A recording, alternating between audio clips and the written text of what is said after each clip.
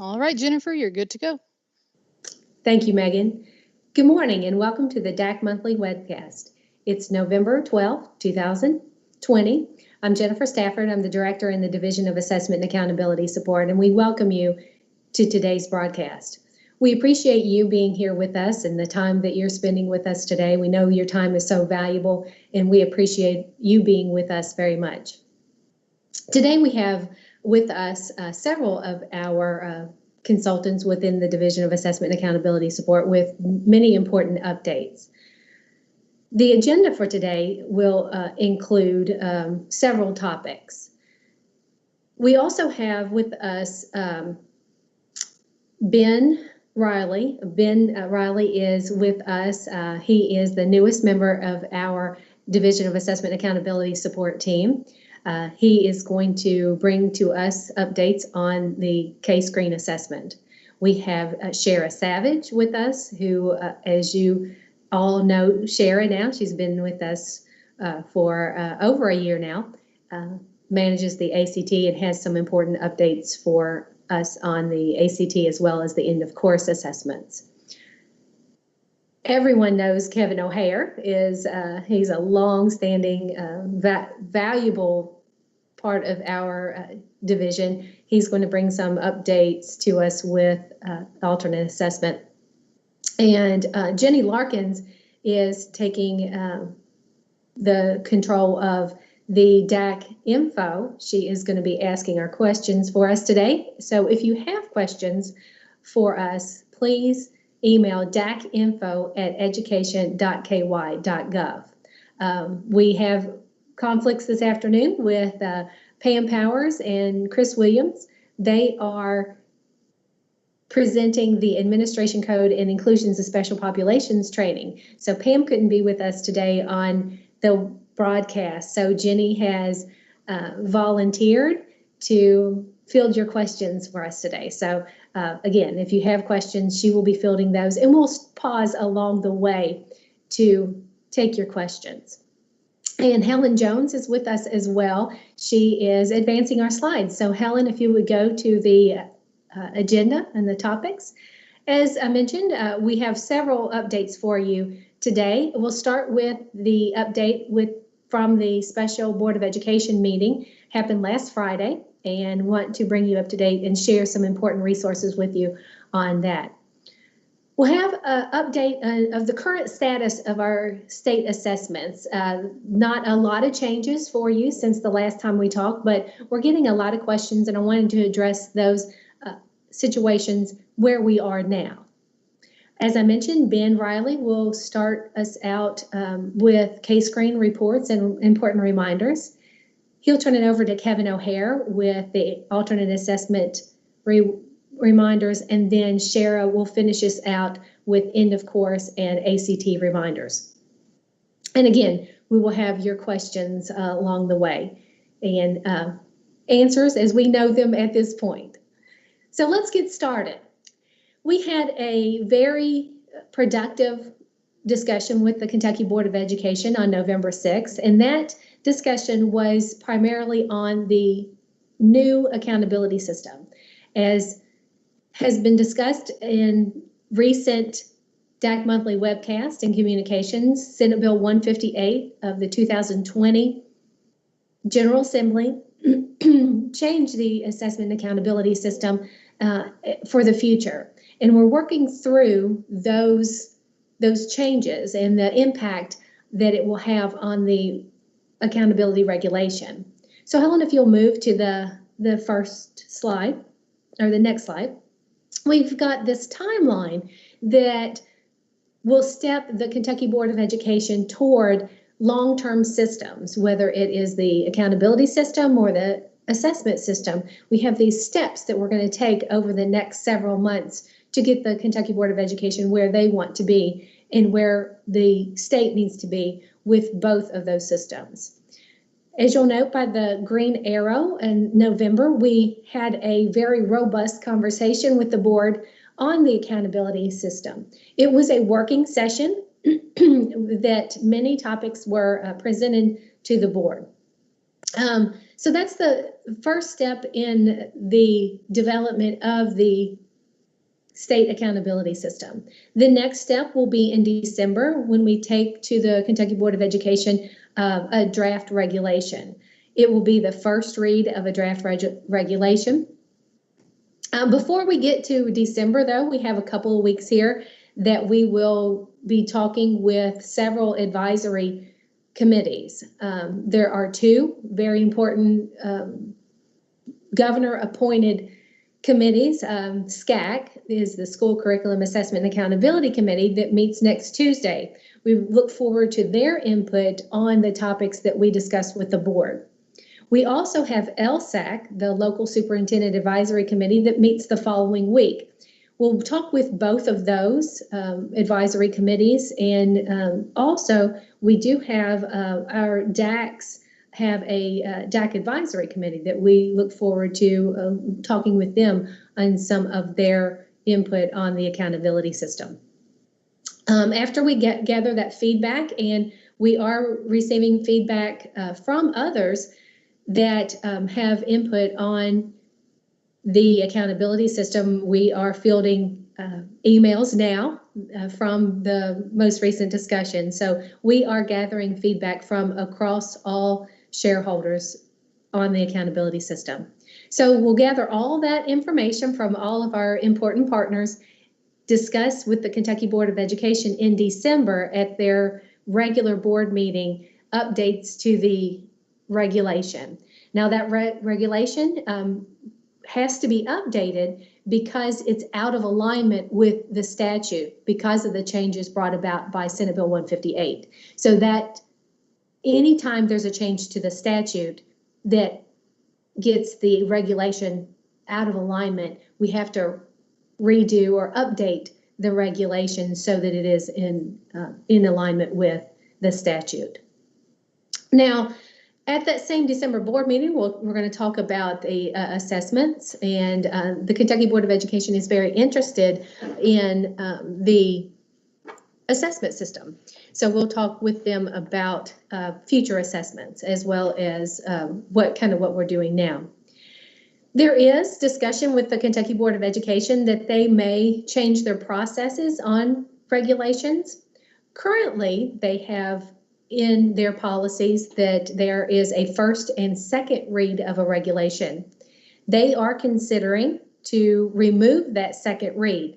So that could impact this time frame that we have here on the slide that we've used with the board and with many of our presentations throughout the past few months. So if the board decides that they want to remove that second read and only have one read of a regulation, then the time frame would move more quickly toward the approval of a regulation for our accountability system. So we look forward to the board meeting in December to see how that decision impacts our regulation, because again, it could move more quickly.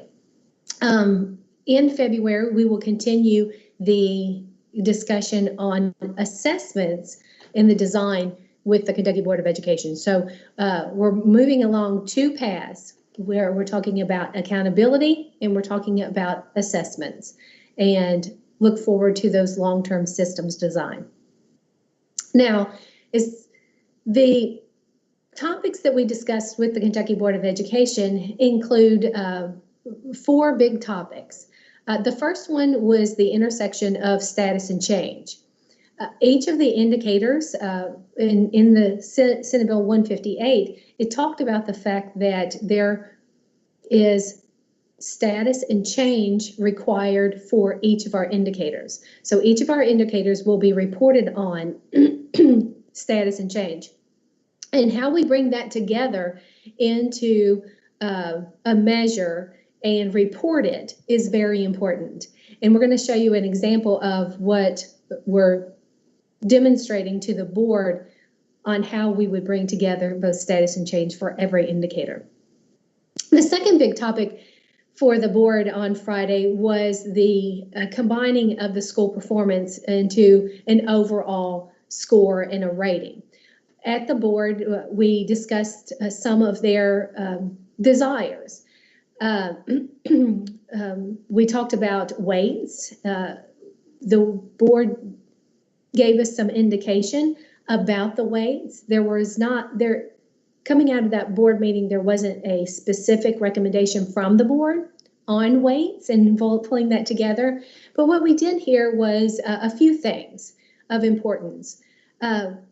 One being that the board had some discussion about the different levels, elementary, middle, and high, and whether or not those should be similar weights or different weights at each of those levels. The board previously had decided that elementary and middle schools levels would have the same weights. There was some discussion that those weights should be different at elementary and middle and high. So that could be a change for us in the bringing together all of the accountability weights. The Lieutenant Governor had some input on those. She is a teacher and she is very interested in the accountability system. So we're going to talk again with the board in December about those weights and what they could be moving forward. The next big topic from the November 6th special board meeting was English learners and the progress toward English language proficiency. There are flexibilities within the Every Student Succeeds Act that is federally approved, and we got indication from the board very strongly that they want to see those flexibilities included in our accountability system. One of the proposals that we discussed with the board was maybe using a growth value table, similar to the growth value table that we use now currently for growth, only modified a bit for students that come in with interrupted schooling, low proficiency levels upon entry, and the age in which they come in. So those are three flexibilities that they gave specific direction for the department to go and seek ways to include those flexibilities into our accountability system. The last huge topic that we talked about was the minimum in count for inclusion of students and student groups within the accountability system. The inclusion of student and student groups comes into play specifically when we're including indicators within the accountability system, as well as the student population within the different student demographic groups as it pertains to the identification of targeted support and improvement, as well as additional targeted support and improvement. So the minimum in becomes very important when we're talking about identifying those schools for those federal classifications. So they had a robust discussion on that. They didn't come to a clear, specific direction, but gave us the indication to come back in December for further discussion. So, Helen, if you would move to the next slide. I wanted you to get comfortable with a 5x5 colored table. You're going to see a lot of these over the next several years as we move toward a new accountability system. So a 5x5 colored table will be a way to communicate by indicator how the school, district, or state is doing on the performance of each of those indicators. So you can imagine that this table is colored in, that each of those cells that are currently white would have a color within those. You know, some would be red, some would be orange, some would be yellow, others would be green and blue. So there was a lot of discussion at the board meeting on Friday as to which of these colors, these cells should be which color, because it's a value.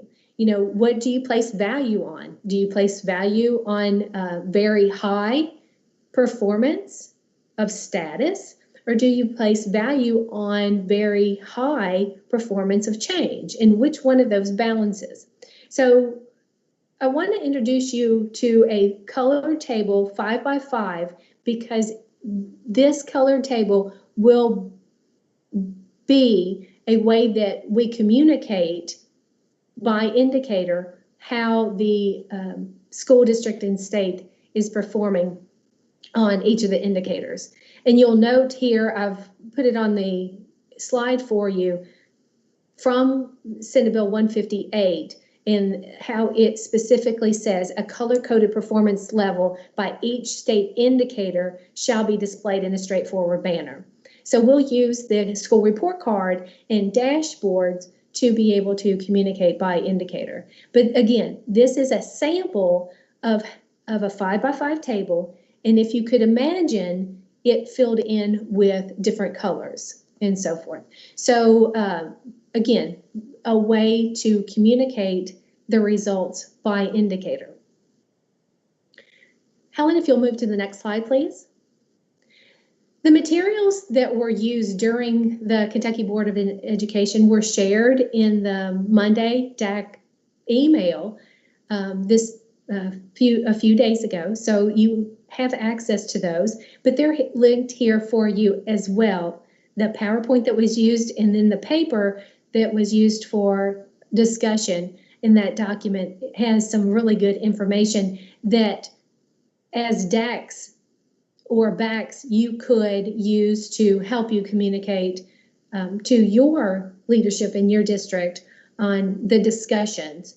And again, we have a lot more to decide and to seek feedback from the Kentucky Board of Education.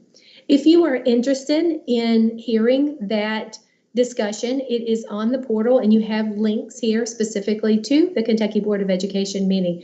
And you can hear the concepts that the board and their thinking and their values. We got from the board during that discussion, we got a lot of their conceptual thinking that goes into the accountability system. So we're going to continue to work with the board in future meetings to develop that and get that type of system that they are seeking in place.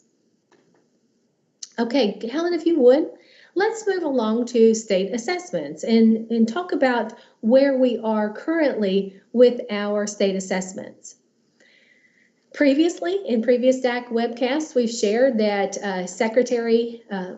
current Secretary of Education, Betsy DeVos, has shared a letter with chief state school officers and indicated that states should prepare for an assessments in spring of 21. So that is exactly what the Department of Education in Kentucky is doing. We are preparing for spring assessments in 21. We are in communication with the U.S. Department of Education officials, and they are in a pattern of saying that we should continue to prepare for state assessments. Now, we did have an election since our last time that we talked in October, and we will have new leadership in Washington. So at this point, the President-elect Biden has not appointed anyone for the Secretary of Education. At this point, he is looking at the leadership in health organizations and leading the efforts on the pandemic. When he gets to the appointment of the Secretary of Education, then we could possibly get more guidance. But until that happens, we are in the state of preparation for spring of 21. So at that, with that, we are working with our assessment vendors on many options for spring of 21. We are currently working with Pearson and the alternate UK with the alternate K-Prep, and we are having multiple plans. We have a plan A, we have a plan B, we have a plan D, C, and E right now. So we're working very diligently to be prepared in whatever situation that we are in at that point. So the department officials, when we're talking with them, they continue to say, we're not in a place that we can give you specific direction at this point, because there is federal requirements on state testing and state accountability that link to our title funds. And with our need in the state for those title funds, we don't want to put anything in jeopardy from those. So we're working with them, we're staying in touch with them, and advocating on behalf of our schools and districts. Now, our board chair, Chair Lou Young, Kentucky Board of Education Chair Lou Young, has indicated that she would support any flexibilities that are given or offered by the U.S. Department of Education. So we would push toward any of those flexibilities and request flexibilities if they're offered by the U.S. Department of Education.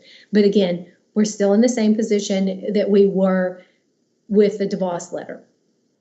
We're going to talk with the Kentucky Board of Education in December and get more information and their guidance toward Spring 21 assessments. But right now, what the department is doing is working with our assessment vendors on those multiple plans for Spring of 21. Some of the topics where we're discussing with them are the format of the assessments. We're talking, pushing specifically for online assessments when it comes to K-Prep. We're talking with our assessment vendor Pearson and UK to talk about the time frame.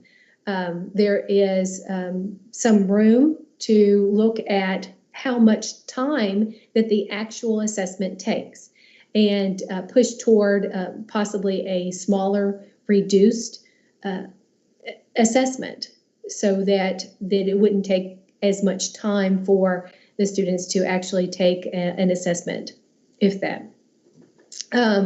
So with that, we're in a position that right now with our numbers, many of our school and districts in our counties are in increasing in number of cases with COVID. And we are uncertain about where the state and our nation will be in the spring of 21. So we're not able to make concrete, definite plans on Spring 21 assessments because we're just not there, and we're not able to put concrete plans in place. But we are preparing. We do know that the U.S. Department of Education's requirement on 95% participation is still there. It has not been waived yet. And I even put the date there in that sub-bullet because of that of November 12th, as of November 12th. So that's the situation we are at this point. It could change if there were offered waivers or flexibilities that we would seek those. But at this point today, as of 11/24, those have not been offered yet. We are also working with a non-participation within SDRR for a COVID-19 exemption. This was referenced specifically in Shara Savage's training on the ACT test administration, that there would be some exemptions or non-participation for students who at the time of testing are not participating in in-person assessments. So as we move toward and train for our Spring 21 assessments, we'll have more information about what that COVID-19 exemption would look like.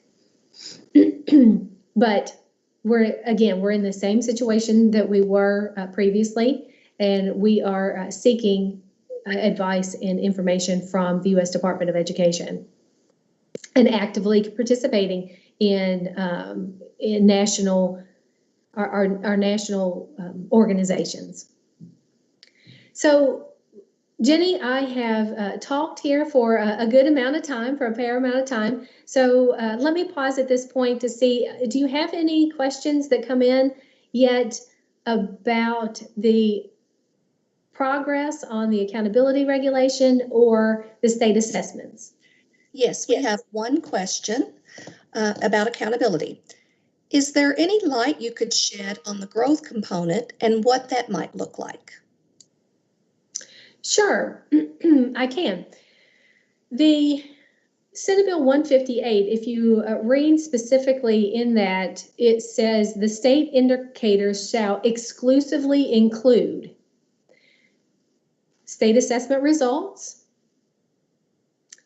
It says state assessment results, progress on EL for our English learners. It has the quality of school climate and safety, transition readiness, as well as post-secondary readiness. Those 5 specific indicators, and graduation rate. Those 6 specific indicators will be within the accountability system. That word exclusively limits the amount of indicators that can be within the accountability system, growth not being one of those. Instead, what they did is they put in change. Now, change is not the same thing as growth, because growth is individual for individuals from one year to the next. What the regulation, or what what that bill did is it put in status and change. Status is the current year performance within that indicator, and change is the change from one year to the prior year in that indicator. So change is based on the indicator, where growth would be on the individual student. So the Senate Bill 158 removed growth, but instead inserted change. Now, one other piece that we'll note, and if you watch the Kentucky Board of Education meeting, for the progress on English language proficiency for our English learners, it does have individual student growth will be within that indicator. So growth for our English learners on an English learner proficiency assessment will be included. So Jenny, have you received any other questions at this point? Yes, we actually have had a couple of questions come in around testing. Okay. The first one is, has there been any discussion around extending the window for access testing? So at this point, we do have a window, and it is a quite large window of time. We have the opportunity for our schools and districts to administer it over a period of several weeks. So that's an indication of hopefully we'll get into the and be able to assess everyone at that point. Hopefully our numbers and our infection rate goes down. And at that point, we will have a more students, and our community in our state can get back to a more normal state. If we need to, we may reevaluate that at that time. Thank you. One other question on testing. Are you still planning on holding a social studies field test? That is part of the plan. So that A through E, yes, that's part of the plan. So yes, thank you for asking that. Mm-hmm. And that's all for now, Jennifer.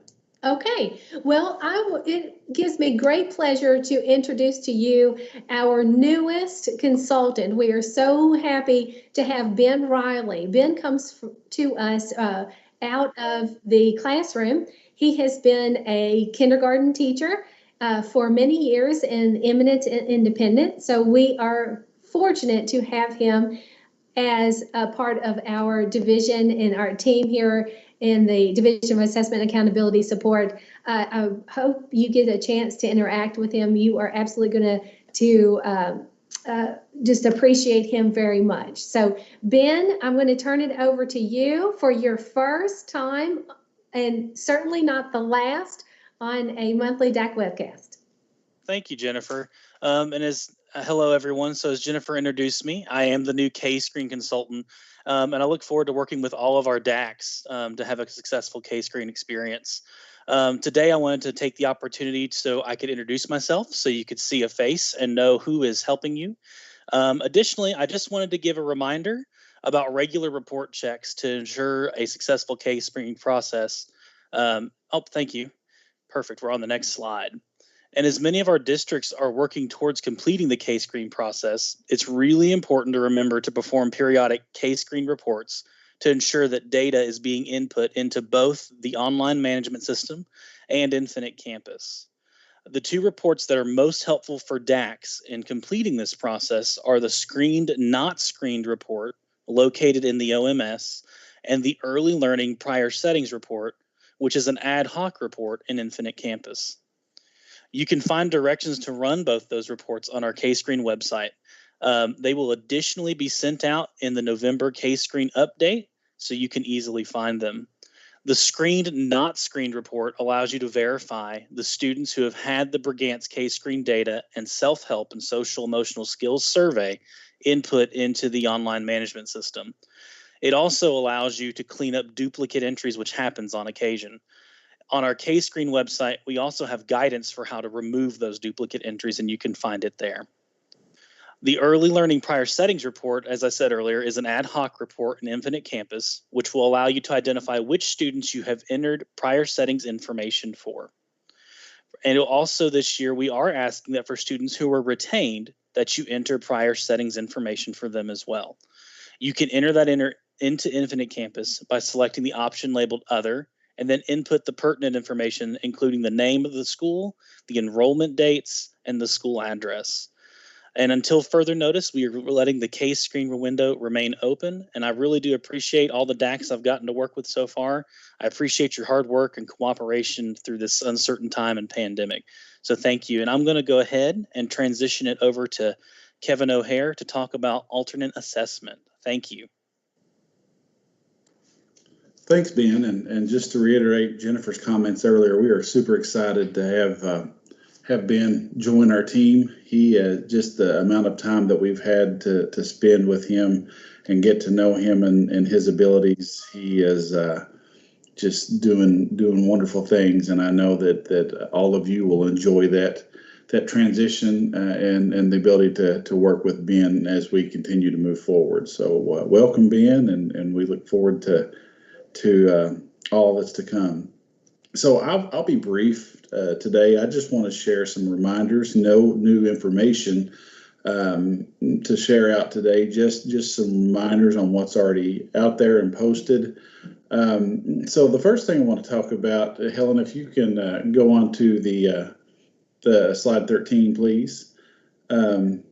The first thing I want to talk about is just a recap of the online training system, or the OTS. That's the site where teachers take their quizzes. It's also for our high school teachers at grade 11, where they access the transition attainment record, load any of the animated videos that'll be used for testing during the attainment task windows. So that's what the function of the online training system is. The Student Registration Database, or SRD, as you may know it, houses scores from the attainment task windows, both 1 and 2.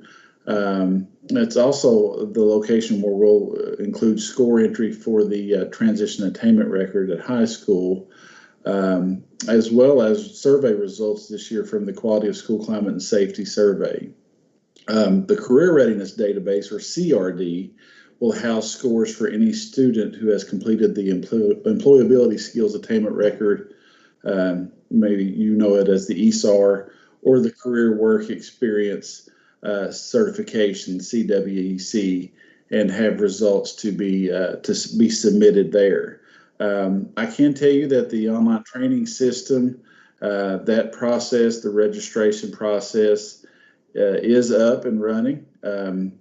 We shared out a special alternate assessment email on September the 11th that had specific guidance on everyone who would be involved with the alternate assessment this year.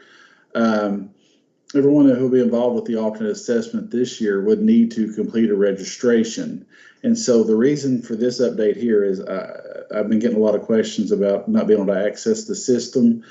Just please encourage your teachers to go back to that September 11th alternate assessment email, that special alternate assessment email, and review that information there about the registration process.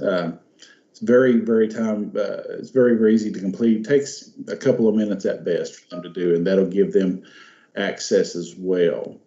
So Helen, do you want to move on to the next slide, please?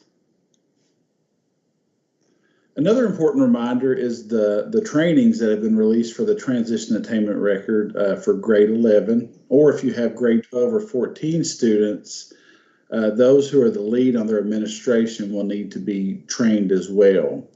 The overview or attainment task training opened last Monday, November 2nd.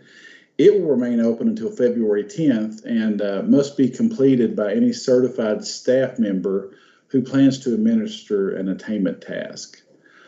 Something you're not going to see on the slide here, but I do want to just share as a reminder, is that any district who will need VI materials for students who are visually impaired or have a visual disability for Window 1, for the Window 1 attainment task. If you have not submitted your student listing yet, that deadline is approaching. Now, it's December the 11th is the last date to get those names submitted or the SSID number submitted to us. But we have holiday in between then and many other things coming up. So just keep that on your radar if you have students that'll need those supplemental materials for Window 1. If you need specific information around that, go back and revisit the Monday DAC email that was shared out on November 2nd. So last Monday, November 2nd's Monday DAC email. And as I noted, these are just some important reminders that I wanted to share with everyone. I know you're extremely busy right now and have so much going on. So I just wanted to remind these, keep these on our radar. Please know that everything you do, we truly appreciate. You guys go above and beyond to do the job, to provide the best resources and guidance for your students and for your teachers, and we commend you for that and all the great work that you do. So that's all I have. Now we'll turn to Jenny Larkins for any case screen or alternate assessment questions that she might have. Jenny? Thank you, Kevin. We do not have any alternate assessment or case screen questions at this time. All right. So job well done, Ben. I think we done. Either we put them to sleep or they. All right. Well, at this time, we will turn things over to Shara Savage to give us some important information and updates on end of course. So, Shara. Thank you, Kevin. Good morning, everyone. I have a few EOC updates and announcements for you today. The deadline to order EOC exams is this Friday, November the 13th. The EOC training materials, the video and PowerPoint and guidance document have been updated and are posted to the KBE website. The directions on how to run the ad hoc ordering reports within Infinite Campus is included in the ordering guidance document and the training video. The first testing window is November 30th, starts November 30th and runs through December the 11th. I will ship all testing materials on Thursday, November the 19th with overnight shipping. The materials will arrive at the district office on Friday, November the 20th. I do ask you to please inventory the materials within 48 hours once you've received your order to ensure that you have the correct test booklets requested for each student. Now, it'll be a little different this year. The shipment will only include the inventory sheet and the test booklets. Your teacher administration manual, electronic answer document, and the irregularity report will be sent electronic to you. So speaking of the electronic answer document, I am pleased to announce that the EOC electronic answer document training is now available. The link is posted for you here in this slide and in the note section of this PowerPoint. Each is linked for your convenience. Please ensure that this information is shared with your testing staff. Okay. Now let's move on to some ACT reminders. OAA and ACT are partnering to offer DACs and testing staff with open office hours. The first office hour will be Thursday, November the 19th at 1 p.m. Eastern Standard Time. A regular Microsoft Teams meeting will be the platform for the meeting. A link to the meeting will be included in the upcoming Monday DAC email. DACs, BACs, and TCs will be able to ask questions and receive assistance during this time. If testing staff were unable to attend the training last Thursday, November the 5th, the PowerPoint document that guided the training, as well as the recording of the training session, is now available and is posted to the preparation stage of the ACT hosted state testing website for you. Now, additionally, the KDE and the ACT guidance document has been published on the KDE webpage.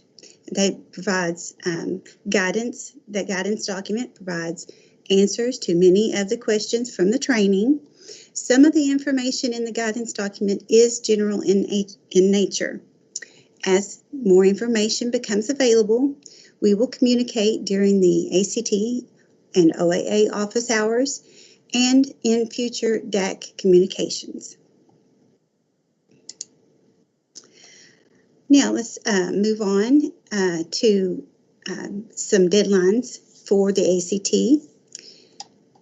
As a reminder, now through November 30th, DACs or BACs needs to complete the Select a Test Date task in PAN. This is a required step and should only take a few minutes of your time to complete. Step 1, we want you to select your test dates and your shipping dates in PAN. Verify your shipping address in PAN, and if your address has changed, please submit an address change request form. If the address needs to be updated, this form can be located in the PAN user guide. And then that'll be submitted to ACT, but also I ask that you send an email to myself, shara.savage@education.ky.gov, if you have a change in address as well. Now, I just want to reiterate the deadline to complete these tasks is Monday, November 30th. Now, please note, if you do not select a test date, you will be marked as not participating, and you will not receive future email communications or materials from ACT. Okay, so that concludes all the updates and information I have at this time. And Jenny, do we have any questions? We do have one ACT question, Shara. Okay. We would like to do paper for test window 1, but online for test window 2, the makeup window. Do I need to indicate paper as well as online for our participation, or do I wait and say online after we do the initial test? I would just go ahead and mark both in the participation.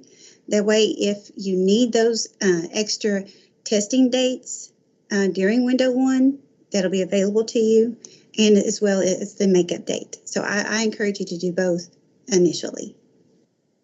Thank you, Shara. That's all the ACT questions. We do have one additional question for Jennifer, if she's available to answer. Jenny, before you get to that one, Shara, I want to go back to that question that you just answered about the paper and the online. Mm-hmm. Can the schools do paper and online during window 1? Yes, they can do a combination.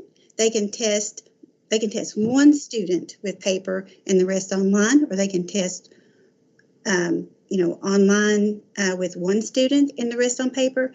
There is numerous combinations available to them during test window 1 and their makeup window as well. So to help with the numbers of students that are in the building at one time, schools could use the multiple days of paper and online testing that is offered by ACT during window 1, during window 2, during window 3. Yes, that it will help with those bringing in. If say you are still all virtual come spring, it will help with those bringing in those small groups. It'll help better manage that for you. So we highly recommend that you do what as I answered the question, mark paper and online. That way you're prepared to bring in small groups if needed. It's just much more manageable with the pandemic going on. Good, thank you. So that brings a lot of flexibilities to our high schools that are trying to manage giving the students the opportunity to take ACT, as well as keeping them safe and our staff safe as well. So exactly. That's a really good question, and I'm glad that it was asked, because there are many possibilities with that online testing. Yes, and remember, new for our state this year, you can also utilize the accommodations online as well. So you don't have to do just paper. I know the accommodations paper does offer, a lot of dates, but you can also utilize the online for accommodations this year as well. Great. So we encourage, as you hear Shara and I saying, we do encourage you to think about and think differently as the administration unfolds this year. So we encourage you to take every opportunity to utilize those flexibilities that are being offered. Exactly. Good. Jenny, I didn't mean to rush that, but I wanted to make that point pretty strongly, that there are ways that the ACT can be utilized both paper and online. So didn't mean to cut you off there, but wanted to make that point. No, So that's Jenny, great. I'm glad you emphasized that. We have had another question come in regarding that same topic, if you don't mind. yes. Can I do paper on multiple days as long as I have paper, pencil, and online marked? And I'm assuming they mean multiple days within one window, but they didn't specify. Okay, so paper, the standard paper test is only available for the first Tuesday in that window. So paper, you don't have the flexibility. So that's why we're having this discussion today. And as you'll see in the training, we emphasize that as well. So again, we're highly recommending that when you go into managed participation, that you are selecting paper and online, because we don't know what the spring will look like. I'm praying and hoping that it looks better than it does today, but we want to be prepared for whatever unfolds come this spring with the test. So you, again, go in, do your managed participation, and select paper and online, because you only have one day with the standard paper in the testing window, and that'll be that Tuesday. And that's you have 1 day per window for Yes, paper. 1 day. Yeah, 1 day per window. Great, thank you. Thank you, Shara. Don't run off. You have one other question. Sure. Can the Great. November 5th ACT training recording and PowerPoint links be posted on the KDE assessment page or sent out to DACs? They are available on the state ACT hosted website, and the link is available in the PowerPoint notes for you. In this PowerPoint? I do believe so. Okay. Yes. And that was shared this morning in the special DAC email.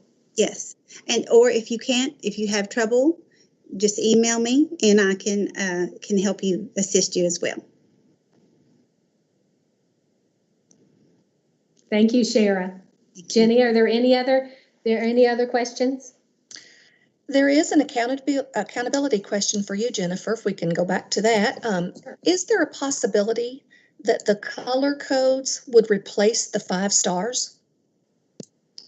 That's a really good question, and thank you for asking that. Yes, there is possibility that the stars will be replaced. On the November 6th special DAC email, we did have a discussion with the board about that overall rating. So we talked with them about the weights to come in and bring everything together, and we talked about then that reporting feature. We got a clear indication from the board that they did not want to use stars or any symbols. We got a clear indication that they do not want to use like numbers like 1 through 5 or anything like that.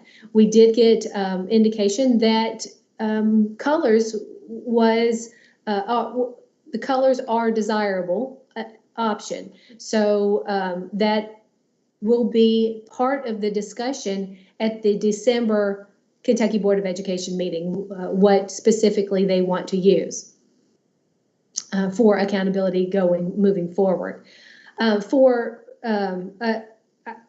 accountability this year, we have, again, that DeVos letter that indicated that states should be prepared to provide an assessment.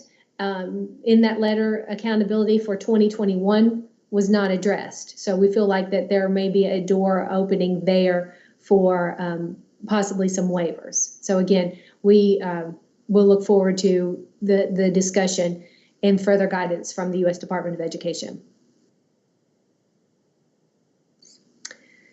Do we have any other questions before we turn it over to Kevin?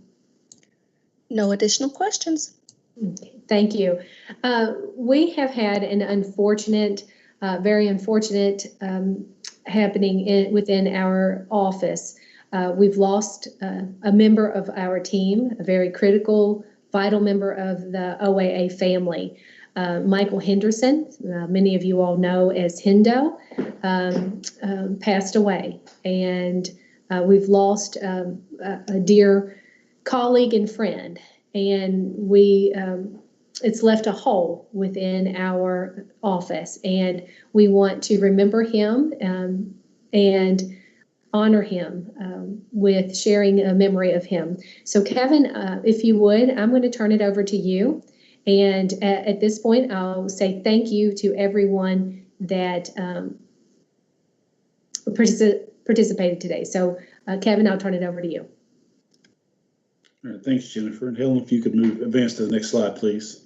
As Jennifer noted, this is a very sad time for our office as we have encountered a tragic loss to our OA family. But we're very, very happy for the friendship and the memories that we're going to continue to cherish forever.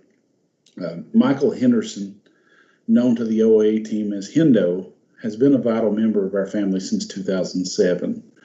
Hindo was not one that you saw often in trainings or heard him discuss data on a webcast. That just really wasn't his thing. But you can guarantee he was part of the process that got us to that point. As the slide shows, as you read the information that's provided on it, Hindo was definitely a tech guru who could write programs, analyze data, and one of his ultimate joys was simply to break things. He loved to break things. If you needed something broken, Hindo was your guy. Typically, when we would introduce a new program or we would introduce a database where we were trying to make sure it's secure, it was going to function correctly, we would turn Hindo loose on it. And I often remember his feedback was only this: pretty good program, I couldn't break it. So, that was like, he was a man of few words, but he definitely knew what the process was. Many of you may have had the opportunity to meet Hindo on one of our site visits. He really enjoyed the site visits as far as meeting the DACs and BACs. He wasn't big on asking the questions. He didn't care much for asking questions. He didn't care to drive when you were carpooling to get there, but he would rather not ask the questions.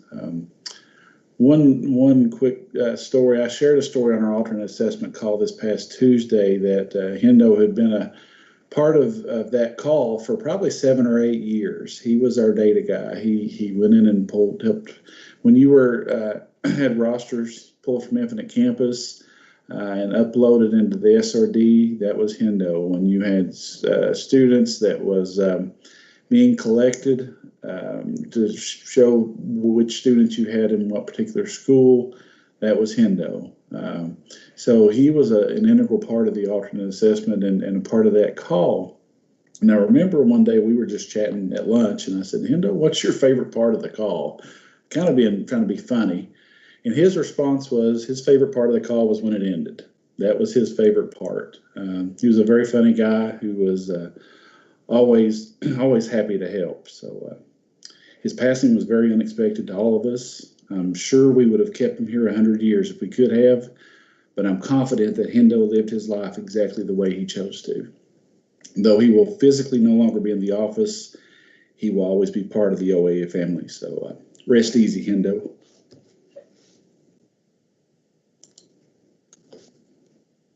Jennifer, I'll turn it over to you.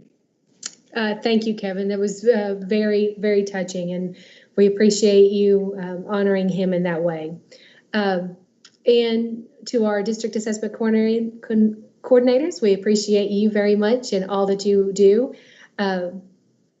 Stay safe, stay healthy, and we will see you in December at the next DAC monthly webcast. Have a happy Thanksgiving. We'll see you next month.